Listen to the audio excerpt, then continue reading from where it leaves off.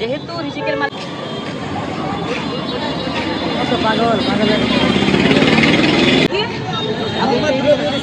রবিউল ভাই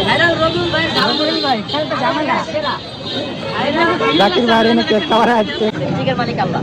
তো যেহেতু রিজিকের মালিক আল্লাহ, আপনাদেরকে রিজিকের ব্যবস্থা করছে আল্লাহ। অবশ্যই অনেক কষ্টের পর জাকিরকে যদি এখানে কিন্তু জাকির ভাইয়ের কোনো ঠিক নাই, তাহলে কিন্তু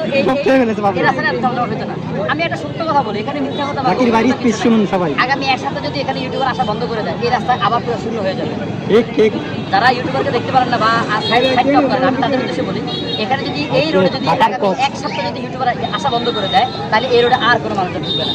কারণ তাদের ভ্যালু, তারা হচ্ছে গিয়ে পর্দার পেছনে না, কিন্তু তারাই কিন্তু আমাদেরকে প্রমোট করতেছে, আমাদেরকে মানুষের সামনে উপস্থাপন করতেছে।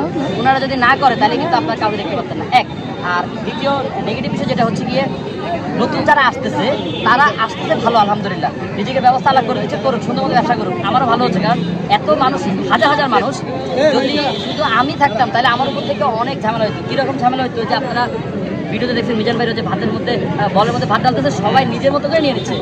যদি আমি একা থাকতাম তাহলে আমার কেকগুলো আমি কাটতে পারতাম না, কাটার আগে শেষ হয়ে যেত। বিষয়টা হচ্ছে এরকম। তো ওনারা আসছে, আমার উপর থেকে অনেক চাপ।